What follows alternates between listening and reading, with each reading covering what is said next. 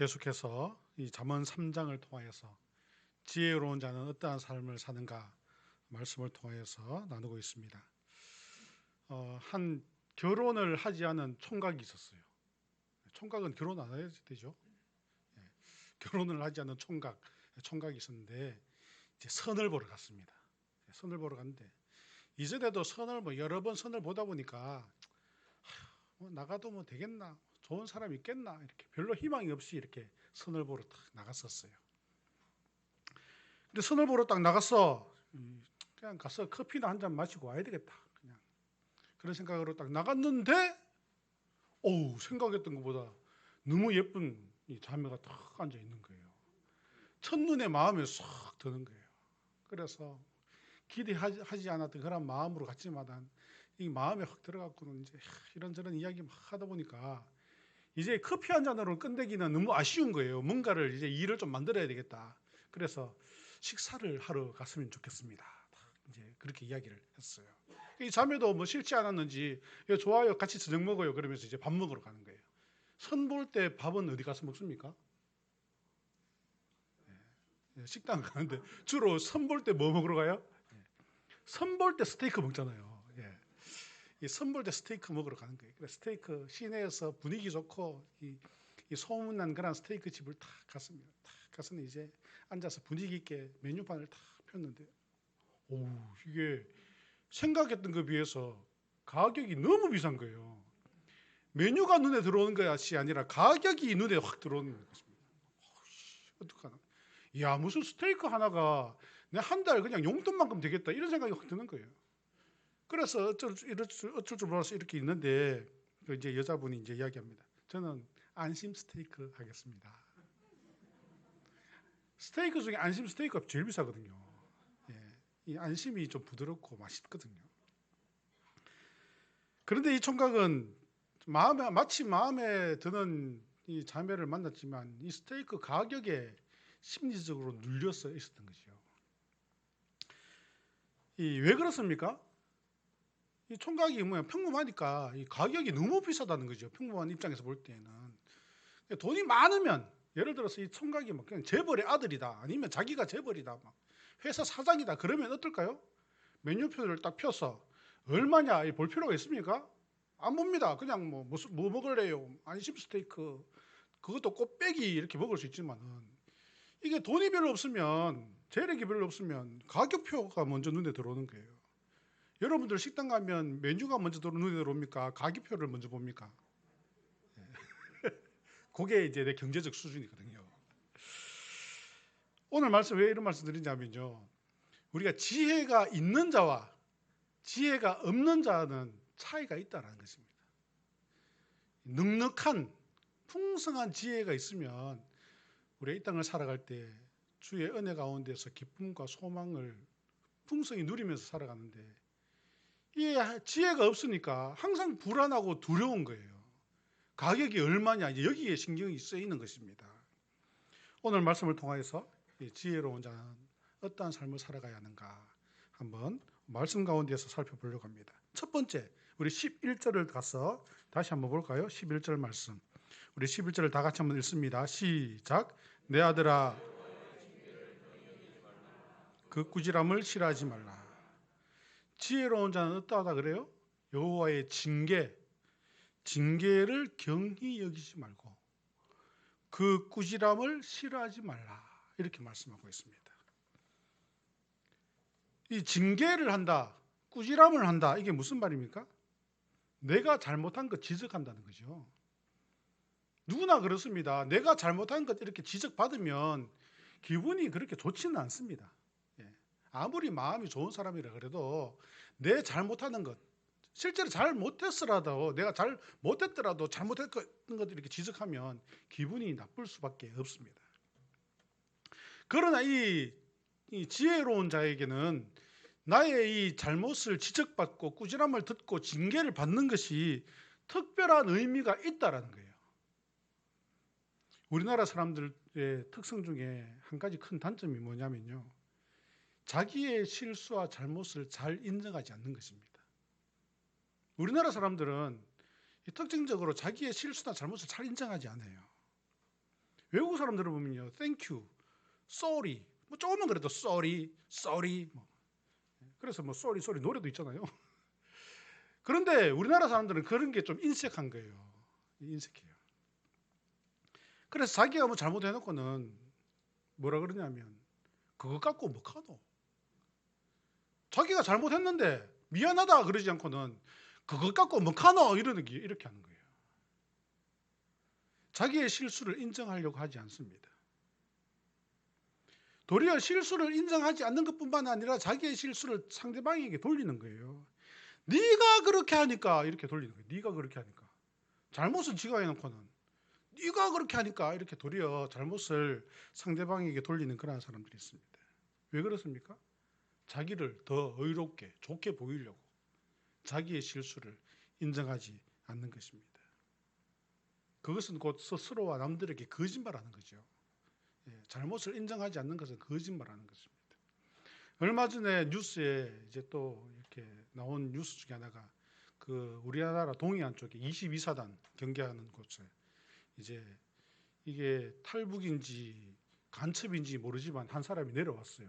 그래서 이런저런 뭐 헤엄을 쳐갖고는 수로를 지나갖고는 그 비무장지대에 길을 그냥 버섯이 또북또북 걸어왔대요. 왔는데 그 카메라에 8번이 잡히고 경계가 울렸음에도 그냥 고장 이제 그것에 대해서 이제 그 군인들이 보고해서 뭐라 그러냐면 고장인 줄 알았다 이렇게. 자기가 잘못했다 안 그러고 고장인 줄 알았어요. 또 뭐라 그러냐면 카메라에 CCTV 카메라에 잡혔는데 그것을 보고 뭐라 그러냐면요. 장교가 출근하는 줄 알았어요. 말이 되는 이야기입니까? 어떻게 보면 웃기는 이야기죠. 북한 쪽에서 그 민간인이 어떤 사람이 행색이 다른 사람인데 우리와 전혀 다른 사람인데 걸어오고 있어요. 카메라를 그거 보면서 그것을 봐놓고 장교가 출근하는 줄 알았어요. 22사단이 바로 이 사단장의 무덤이라 그러더라고요. 가기만 가면 그냥 북한에 뚫혀갖고 노크 기순, 뭐 무슨 기순, 온갖 기순 다 오잖아요. 그쪽으로. 항상 뚫혀서 이제 그 어려움을 겪는 사단 중에 22사단인데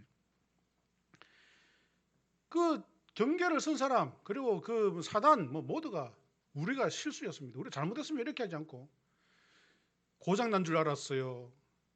그냥 장교가 출근하는 줄 알았어요.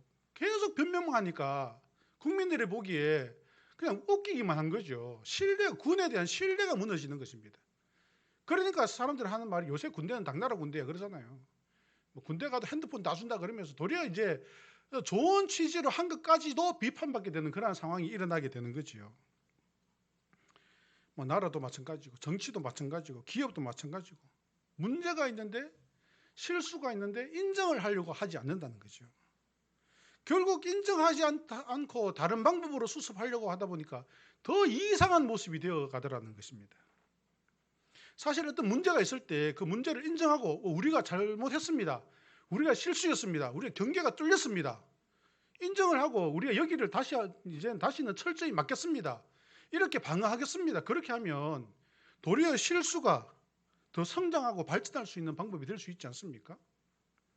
그런데 실수를 인정하지 않으려고 하다 보니까 실수는 실수대로 계속 반복되어지고 그 모습은 더 우스운 모습이 될 수밖에 없다는 것입니다. 혹시 여러분들 중에 학교를 다닐 때 공부를 잘하시는 분 계세요? 공부를 잘하는 학생들의 특징이 뭐냐면요. 자기가 모르는 것을 열심히 공부합니다. 문제를 풀다가 자기가 잘 아는 것을 넘어갑니다. 딱 보고는 이거는 내가 풀 필요도 없어. 잘 알아. 그럼 넘어갑니다.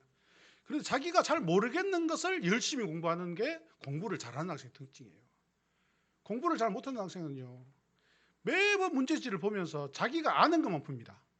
자기가 아는 것만 풀고 모르는 것은 표시하고 넘어갑니다. 그러니까 시험을 쳐도 틀리는 것 계속 틀리는 거죠. 실수를 인정하지 않는 것입니다. 이 악기 연주도 마찬가지예요. 악기 연주. 우리 뭐 요즘 또 피아노 학원을 이제 많이 가지만은 예전에 피아노 학원을 많이 갔었잖아요. 이제 그 피아노 학원 가면 이제 처음으로 배우는 연주곡이 무엇입니까? 베토벤의 엘리제를 위하여 띠리 띠리 띠리 띠리 띠 이거 배우잖아요. 피아노 학원 다녀본 분은 다 아실 거예요. 띠리 띠리 띠리 띠리 띠. 그런데 대부분 학생들이 띠리 띠리 띠리 띠리 띠 띠리리리 띠리리리 요까지만 쳐요. 1악장 그까지만 딱 치는 거예요. 따라란 딴따단딴 그 안 치는 거예요. 어렵거든 치다 보면. 그러니까 한 곡을 완전히 연주를 못하는 거예요. 남들 앞에 피아노 앞에 딱 앉아갖고는 띠리 띠리 띠리 띠리 띠 요까지만 치고는 연주를 끝까지 못해요. 그러니까 남들 앞에 가서는 나 피아노 칠 줄 알아 하지를 못하는 거예요. 못하는 것을 연습하지 않으니까. 잘 안 되는 부분을 수십 번 연습하고 또 자기가 잘 못하는 것을 시인하고 모르는 것을 배우려고 하고 그렇게 해야지 성장하고 발전할 수 있는데 우리는 자기의 실수를 인정하지 않더라는 것입니다. 즉 지혜로운 자는 자기의 실수를 인정을 한다는 거죠. 지혜로운 자는 징계를 달게 받는다는 거예요. 지혜로운 자는 꾸지람을 들을 때 기분 나빠만 하는 것이 아니라 내가 왜 꾸지람을 받는가를 생각한다는 것입니다. 사람들 중에 이 잘못을 하고 난 이후에 반응이 두 가지가 있습니다. 첫 번째는 자기의 잘못을 솔직하게 인정하는 사람, 두 번째는 자기의 잘못을 부정하거나 핑계대는 사람. 사람들은 어떤 사람 좋아하겠습니까? 나는 물론 핑계대고 그 상황을 회피하고 싶지만은 상대방 사람들은요 자기의 잘못을 시인하고 인정하고 용서를 구하는 사람을 좋아합니다. 그런데 그것이 사람만이 아니라요 하나님도 그러한 사람을 좋아하는 거예요. 하나님께서도 완벽한 사람을 찾으시는 것이 아니에요. 하나님께서 찾으시고 쓰시는 사람이 완벽한 사람이 아니에요. 사람은 완벽할 수가 없습니다. 다 실수가 있고 부족하고 그런 문제가 있는 것입니다. 성경을 보면 모세가 이스라엘의 가장 큰 지도자였잖아요. 이스라엘 백성들을 출애굽시킵니다. 그런데 사실 이 모세의 모습을 보십시오. 40세에 혈기를 부려갖고 사람을 죽이잖아요. 그리고 도망가고 40년 동안 그냥 광야에서 후회하면서 뉘우치면서 살잖아요. 그때 하나님께서 그를 들어서 이스라엘의 지도자로 삼으시잖아요. 믿음의 조상 아브라함 완전했습니까? 아니, 안 그랬어요. 다른 사람들이 이분 당신 아내입니까? 너무너무 예쁜데요. 그러니까 내 아내 아닙니다. 우리 누이입니다. 왜 그랬습니까? 살려고. 혹시 자기를 죽이고 그 아내를 빼앗아 갈까 봐 거짓말하는 거죠.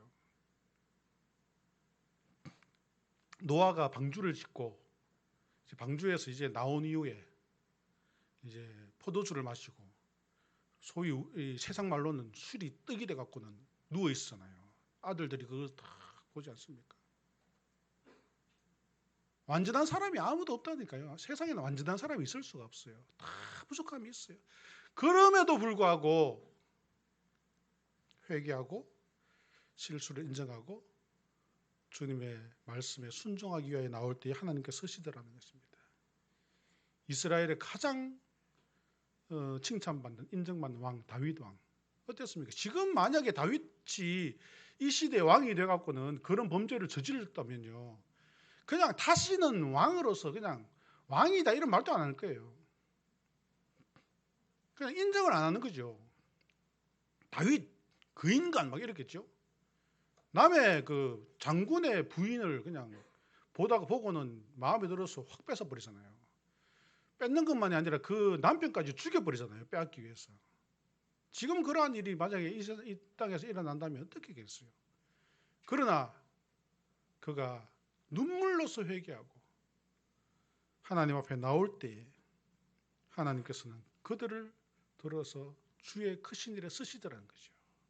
이것이에요.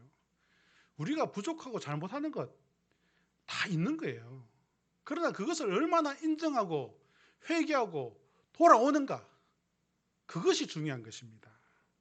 11절을 다시 가서 돌아보시면요. 지혜로운 자는 꾸지람을 싫어하지 않는다라고 말씀하고 있습니다. 알고 보면 누군가 나에게 꾸짖어 주는 사람 있잖아요. 고마운 사람입니다. 기분은 나빠도 고마운 사람이에요. 왜냐하면 내가 바르게 되기를 바라는 거죠. 저도 집에서 우리 아들 많이 꾸짖는데요. 어제도 한 소리 확 잔소리 했는데 왜 꾸짖습니까? 좀 정신 차리고 잘해라고 그냥 잘 되라고. 남의 자식 같으면 뭐 그렇게 꾸짖을 필요도 없습니까? 되든가 말든가 지가 그냥 어떻게 살든가 말든가 놔두는 거죠. 그러나 그렇지만 내 자식이기 때문에, 내가 사랑하는 자이기 때문에 꾸짖는 것입니다. 더 잘 되기를 원하는 거예요. 여러분들 그렇지 않습니까? 더 잘 되기를 원할 때 꾸짖는 것이, 지가 어떻게 되든가 말든가 그러면 꾸짖습니까? 안 꾸짖습니다. 그냥 버려두는 거예요. 그냥 버려두는 것이 사실 더 나쁜 거예요. 우리는 징계를, 꾸지람을 싫어하지 말고 그것을 잘 듣는 자 되어야 되겠습니다. 그리고 꾸지람을 한다는 것은 그것은 고칠 만한 조건이 된다는 거예요. 정말 이 지식이 안 되고 지능이 안 되고 뭐 그냥 아무리 가르쳐도 배우지를 못하는 그러한 사람 같으면 꾸짖어도 소용이 없잖아요. 그런 사람에게는 아예 꾸짖지도 않습니다. 그냥. 그러나 꾸짖어서 바꿀 수 있는 그러한 이유가 있기 때문에, 조건이 있기 때문에 꾸짖는 거예요. 누군가에게 나에게 지적해 준다면 기분은 나빠도 감사하게 받을 수 있는 마음이 있어야 되는 것입니다. 그것이 바로 지혜로운 자의 모습이다. 오늘 성경은 이야기하고 있습니다. 성장할 수 있는 사람을 꾸짖습니다. 꾸지람으로 우리는 징계를 달게 받고 우리가 돌아와서 더 큰 일을 감당하는 그런 지혜로운 자가 되어야 되겠습니다. 두 번째로, 지혜로운 자는 복이 있는 사람이다. 오늘 성경에 이야기하고 있습니다. 13절을 가서 보실까요? 13절. 다 같이 한번 읽습니다. 시작. 이 잠언 3장 13절을 이렇게 히브리어로 보면요, 아수레이 아담 이렇게 시작하거든요. 아수레이 아담. 아담은 들어보셨죠? 아담. 우리 성경에 보면 아담 나오잖아요. 이 아담이란 말이, 히브리어로 아담이란 말이 사람이란 뜻이거든요. 아수레이가 뭐냐면 복 있는 사람. 복 있는 사람 그러면 딱 떠오르죠. 어디 나옵니까? 시편 1편에 나오잖아요. 복 있는 사람은 악인에게를, 똑같은 거예요. 시편 1편에 복 있는 사람은 이것하고 오늘 이 말씀에 나오는 지혜를 얻은 자와 명철을 얻은 자는 복이 있나니, 이거 같은 말이에요. 그러니까 아수레이 아담 이렇게 시작하거든요. 즉 복 있는 사람은 어떤 사람인가? 지혜와 명철을 얻은 사람이다. 그렇게 말씀하고 있습니다. 지혜와 명철을 얻는 사람이 복이 있는 사람이다. 잠언의 키워드가 뭐라고 했습니까? 지혜라고 그랬잖아요. 잠언의 핵심은 지혜다. 제가 여러 번 설교 말씀을 통해서 말씀드렸는데, 지혜가 무엇인가? 지혜는 바로 하나님을 아는 지식이고, 예수님께서 나를 위해 죽으시고 나를 구원하여 주셨다, 이것을 믿는 것, 이것이 지혜다 그랬어요. 세상에 살아갈 때 똑똑하고 지식이 많고 이것이 아니라, 성경에서 말하는 지혜는 하나님을 아는 지식, 나를 구원하여 주신 예수님을 믿는 것, 이것이 지혜라는 것입니다. 세상의 어떤 지식도, 세상의 어떤 지혜는 또 세상의 것은 완전하지 않습니다. 다 불완전합니다. 정치를 보세요. 정치를 보면 야당과 여당이 서로 싸우잖아요. 우리 이제 대구 지역은 그래도 지금의 야당 쪽에 이제 그런 의견이 많잖아요. 그래서 이제 이런 이야기 하는데, 또 다른 쪽에 가면요, 여당 쪽에 지지를 많이 하는 사람들이 있어요. 사실 이쪽 사람 이야기를 가만히 들어보면요, 그것도 일리가 있습니다. 또 이쪽에 가서 이야기를 딱 들어보면요, 그것도 일리가 있어요. 그러니까 둘을 이야기 같이 들어보면 싸울 수밖에 없는 거예요. 왜냐하면 세상의 지식과 지혜는 완전하지 않기 때문에, 불완전하기 때문에, 모든 것이 장점도 있지만 단점이 있기 때문에 그런 것입니다. 과학도 마찬가지예요. 과학이 완전할 것 같잖아요. 절대로 그렇지 않습니다. 과학도 시기의 변화에 따라서 과학도 변화하게 되어 있는 것입니다. 그 당시에는 그것이 완벽한 것처럼 생각했지만은, 그러나 세월이 지나 보면 그것이 틀렸을 때도 있다라는 것입니다. 그러나 하나님을 아는 지식은 완전한 지식입니다. 예수를 믿는 믿음은, 그 믿음은 완전한 것이에요. 예수를 믿음으로 구원받는 것은 누가 뭐라 그래도, 어떤 이야기를 해도 그것은 완전한 지혜인 것입니다. 그렇기 때문에 오늘 말씀에 있는 것처럼 지혜와 명철을 얻는 자가 복이 있다. 왜냐하면 하나님께서 주시는 지혜와 명철이 가장 완전하기 때문에 그렇습니다. 그래서 13절에 지혜를 얻는 자는 복이 있다고 하지 않습니까? 그리고 14절 15절에 보시면 은과 금과 진주를 얻는 것보다 낫다 그래요. 16절에 보시면 장수와 부귀가 있다 그래요. 17절에 보시면 그 길은 즐거운 길이요 평강의 길이다 그래요. 18절에 보시면 그것은 생명의 복이다 그래요. 22절에 가서 보시면 내 영혼의 생명이 복되며 내 목에 장식이 된다 그래요. 23절에 가서 보시면 길을 평안히 행하게 하고 발이 거치지 않게 한다 그래요. 25절에 가서 보시면 갑작스러운 두려움에도 두려워하지 않고 멸망하지 않는다 그래요. 즉 무엇입니까? 지혜는 여호와의 능력을 나타내게 되는 것이다 라는 것입니다. 이와 같은 지혜를 깨닫는 것이 복된 자다, 오늘 성경은 우리에게 말씀하고 있습니다. 그렇기 때문에 이 지혜를 얻은 자, 지혜를 깨닫는 자는 항상 기쁠 수밖에 없는 것입니다. 항상 기쁨 가운데 살아갈 수밖에 없어요. 가격표 안 봐도 괜찮아요. 왜냐하면 지혜가 풍성하기 때문에, 나에게 풍성한 것이 있기 때문에. 세상에 어떤 어려움이 있어도 괜찮아요. 왜냐하면 하나님과 함께 하시기 때문에 기뻐할 수밖에 없다는 것이죠. 그러나 지혜가 있음에도 불구하고 우리는 기뻐하지 못하고 두려움과 걱정 속에만 살아가는 사람들이 있습니다. 우리가 교회에 나와서 예수를 믿는다 그래도, 난 말로는 예수 믿어요 그래도 늘 걱정과 두려움과 늘 기쁨이 아니라 불안 가운데 살아가는 사람들이 있어요. 왜 그러냐면 첫 번째는요, 지혜가 있는 것 같으나 없는 거예요. 그냥 겉으로는 있는 것 같아. 그러나 사실은 없어서 그런 거예요. 두 번째는 지혜가 있기는 있는데 그것을 내가 참되게 깨닫지 못해서 그런, 이 두 가지가 있어요. 여러분들은 어떤 쪽인 것 같습니까? 그런데 만약에 있는 것 같으나 없다, 그것은 정말 위험한, 그것은 큰 문제입니다. 심각한 문제예요. 왜냐하면 있는 것 같지만은 없는 것, 그것은 없는 거거든요. 없으면 어떻게 됩니까? 믿음이 없어요. 어떻게 돼요? 구원을 받지 못하는 거예요. 하나님을 알지 못하고 예수를 믿지 못하니 구원을 받지 못하는 심각한 문제가 나타나게 되는 거예요.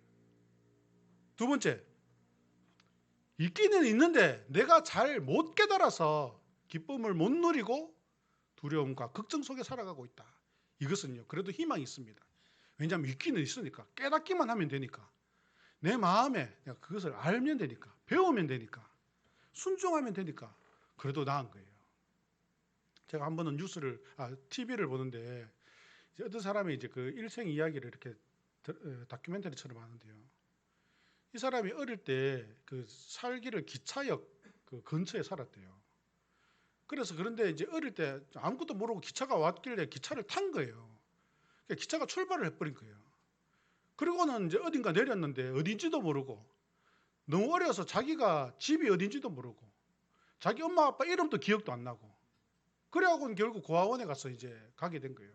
그래서 고아원에서 이제 고아로 자라서, 고아원이 되면 이제 청소년 지나면 나가잖아요. 나가갖고는 고생 그냥 여러 가지 그냥 안 해본 것 없이 고생하면서 살다가 이 사람이 35살 돼갖고는 자기 부모님을 찾게 된 거예요. 그러니까 자기 부모님을 다 찾고 보니까 이 부모님이, 아버지가 의사예요. 그 어느 지역에 의사인 거예요. 집이 잘 사는 거예요.